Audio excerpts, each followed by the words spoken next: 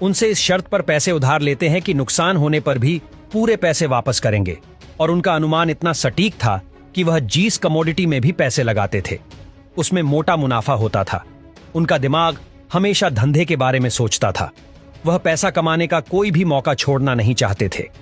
एक बार तो उन्होंने ऑब्जर्व किया कि यमन के सिक्कों में इस्तेमाल की गई चांदी की कीमत सिक्कों से ज्यादा थी।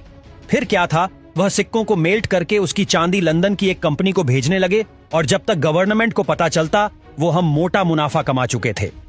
1952 में उनके पिता की मौत के बाद कोकिलाबेन के साथ उनकी शादी हो गई और 1957 में मुकेश अंबानी का जन्म हुआ। जी हां दोस्तों, मुकेश अंबानी का जन्म यमन के लंदन में ही हुआ था, लेकिन उस समय यमन में भी माहौल अच्छा नहीं था।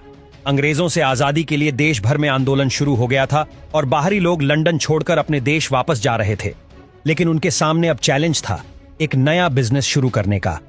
उन्होंने इंडियन मार्केट को जब टेक्सटाइल मिल की शुरुआत की और खुद का प्रोडक्शन करने लगे। लेकिन सब कुछ इतना आसान नहीं था, क्योंकि पहले से एस्टैब्लिश कुछ ब्रांड्स टेक्सटाइल मार्केट पर कब्जा जमाए बैठे थे और रिटेलर्स एक नए ब्रांड पर आखिर भरोसा भी कैसे करें।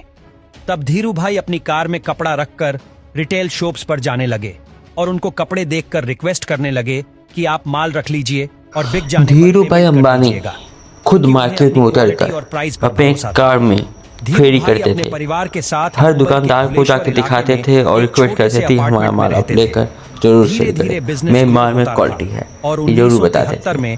वही आज उनका मेहनत सफल होकर आज कहां से कहां पहुंच गए, आप वीडियो में देख सकते हैं। ऐसे ही वीडियो देखने के हमारे चैनल सब्सक्राइब करके लाइक करके शेयर करें और कमेंट वीडियो को देखें। वीडियो अच्छी लगती है तो हमारे चैनल सब्सक्राइब कर दें। Thank you. अब काम इतना बढ़ गया कि उन्होंने अपने बड़े बेटे मुकेश अंबानी को बीच में ही पढ़ाई छुड़ाकर स्टैनफोर्ड यूनिवर्सिटी से वापस बुला लिया। बाद में अनिल अंबानी भी फैमिली बिजनेस को ज्वाइन किए और इंटरनेशनल बिजनेस पर ध्यान देने लगे।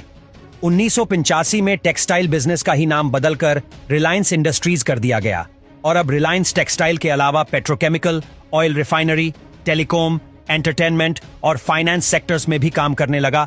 और फिर आया साल 2001 में, जब रिलायंस इंडस्ट्रीज इंडिया का सबसे बड़ा ग्रुप बनकर सामने आया, जिसका रेवेन्यू 60,000 करोड़ को भी पार कर गया। रिलायंस ग्रुप को बुलंदियों पर पहुंचाने के सिर्फ एक साल बाद ही जुलाई 2002 में एक मेजर हार्ट अटैक की वजह से धीरू भाई अंबानी की मौत हो गई और बिजनेस का पूरा दारोमदार उनके दोनों बेटों मुकेश अंबानी और अनिल अंबानी के कंधों पर आ गई। तो धीरू भाई अंबानी मुनाफे पर ज्यादा ध्यान न देकर अच्छी क्वालिटी के साथ ज्यादा लोगों तक पहुंचना चाहते थे, जो आज भी रिलायंस के बिजनेस कल्चर में साफ दिखता है।